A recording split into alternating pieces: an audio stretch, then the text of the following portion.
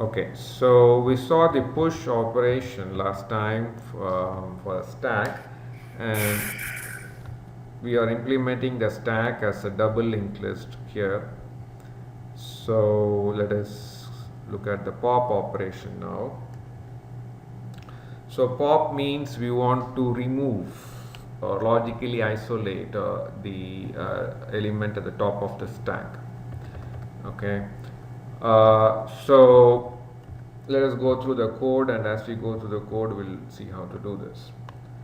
Again, the convention we were following here in the double linked list is we will maintain or consider the node previous to the tail node as the node that is in the top of the stack. So this is your double linked list implementing a stack.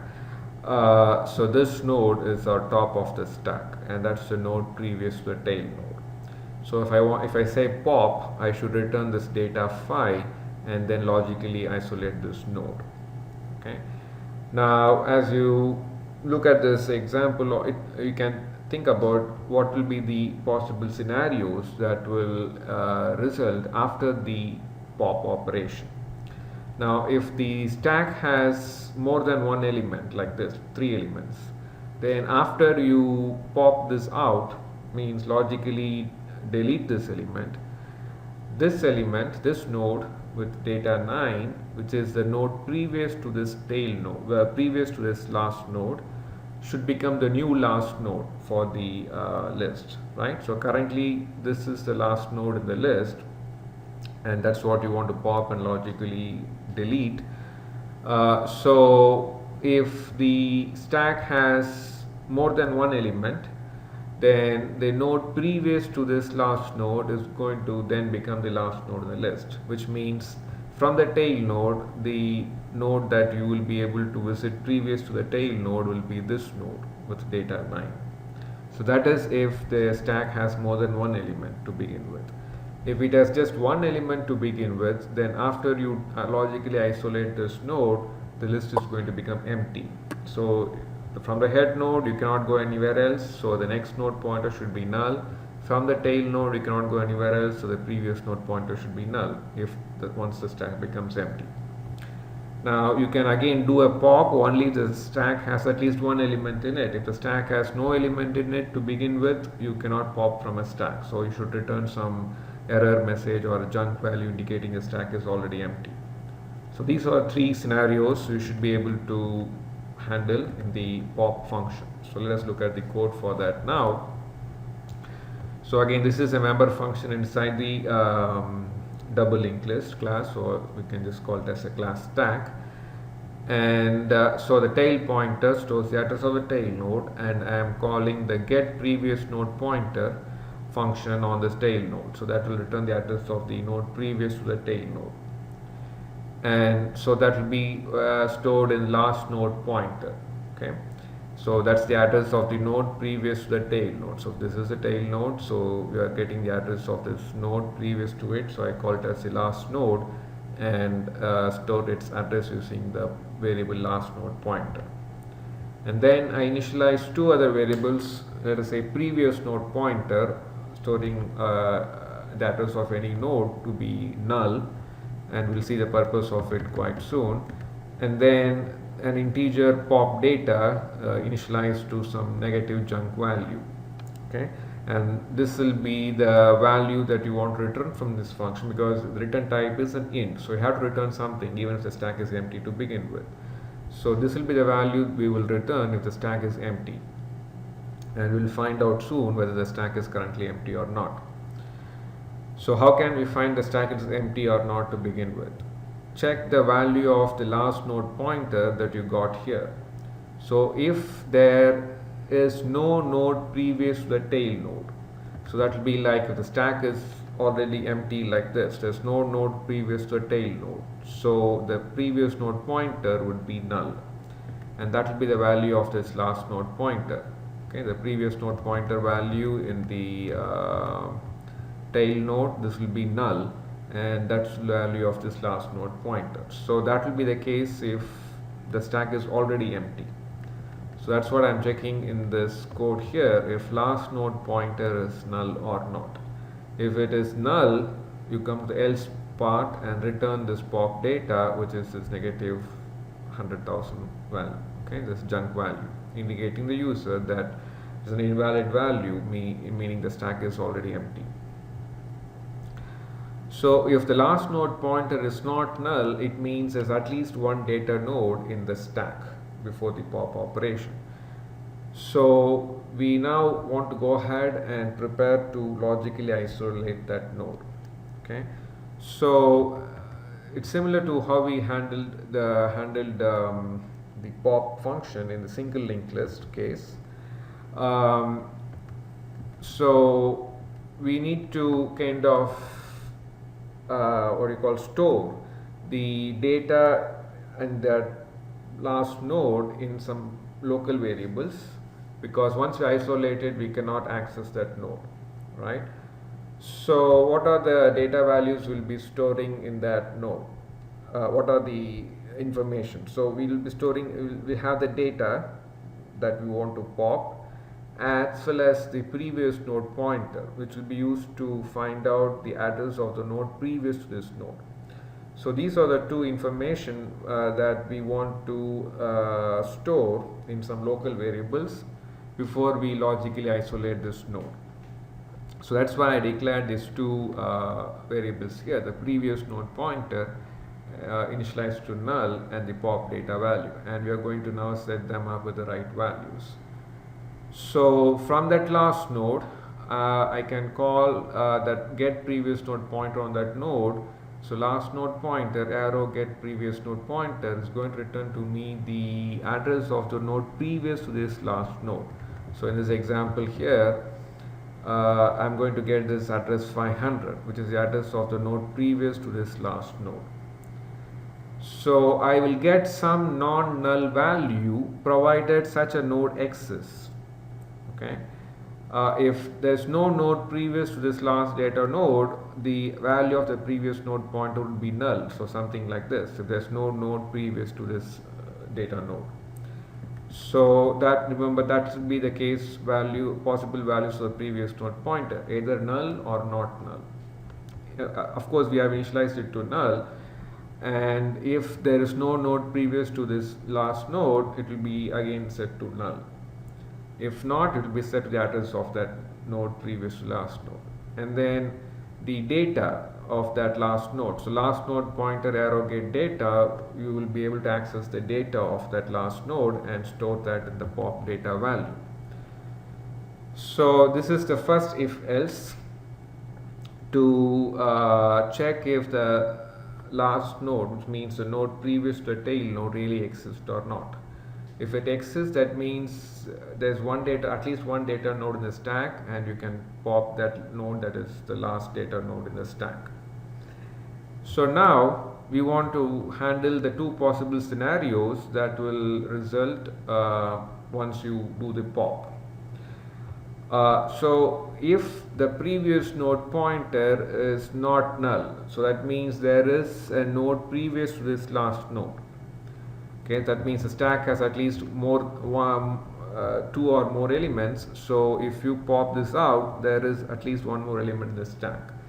So if the previous node pointer to the last node, so that is this 500, is not null. Okay, so then what we want to do is we want to make this node as the last node, data node in the stack. So what are things we need to do to make this as the last data node in the stack? So that's what we have to do now. Now if this is the last data node in the stack, we have to set the next node pointer for this node to be null, because you see here this was the last data node, or this is also actually the current data last data node, and its next node pointer is null. So we want to now set this to be null. So when we do this, what's going to happen? When we set this to be null, we are cutting off this link in the forward direction. So we are no longer storing this 300. We're cutting off this link. So that's one thing we want to do. The other thing we want to do is, from the tail node, currently we have the previous node pointer from the tail node to be this node, the address of this last data node. Instead, we want to now store this 500 as the previous node pointer value for the tail node. So these are two things we want to do, and that's what this code is doing here.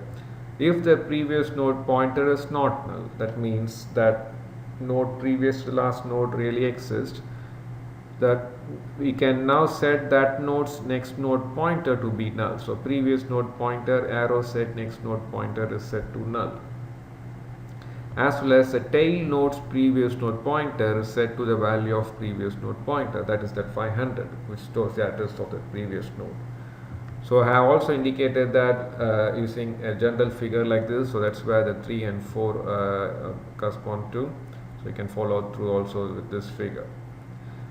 Now if the previous node pointer is not null, so that means there is no such node previous to the last node.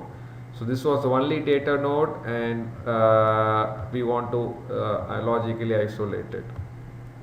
Okay, so how do we accomplish that? So if this is the only data node, then all we need to do is something like, so let me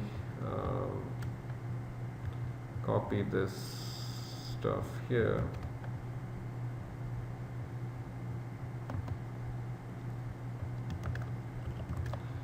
So if that was the only data node here, we wouldn't have all these things. So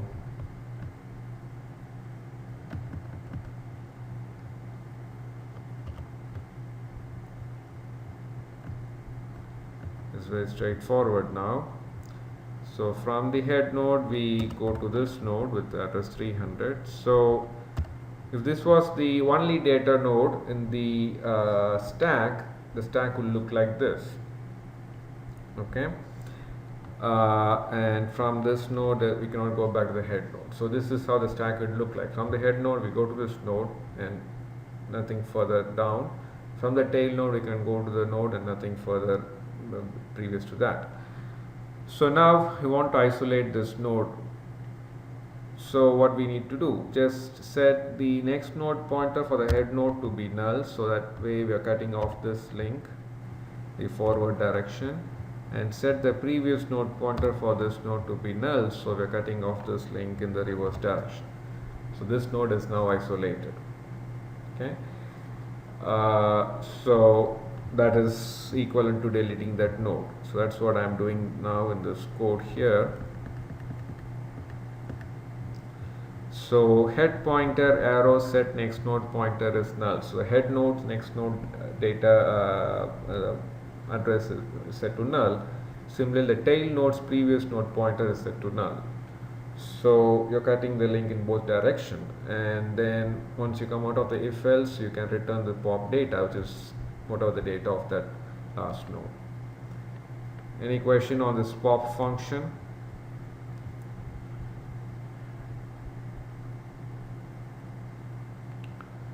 Okay.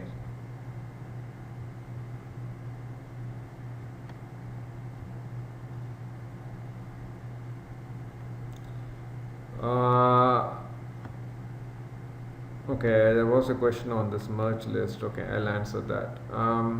Would it be okay to sort the combined list? There's no need to sort here. All you have to do is just merging. So you take the first integer list as it is. As I said, it could have duplicate elements because you're generating random numbers. And all we have to make sure is when we merge the elements from the second list to the end of the first list, you should add that element only if the first list already does not have that data.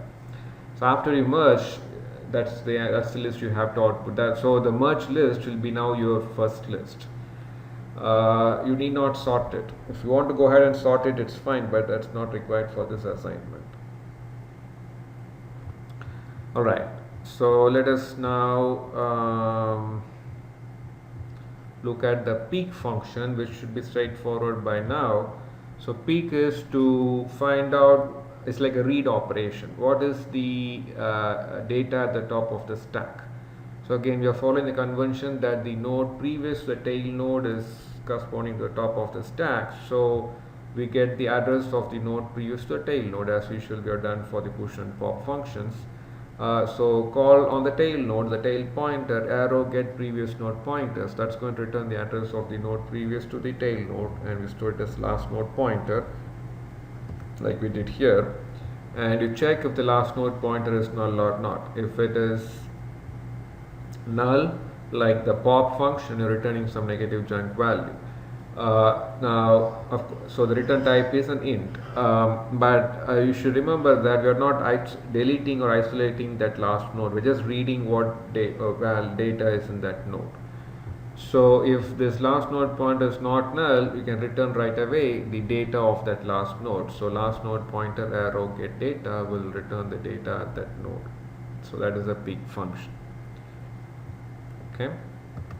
So with this we finish the double linked list implementation of a stack, and we'll start looking at some applications of stack. Right, so any questions? So let me save this video.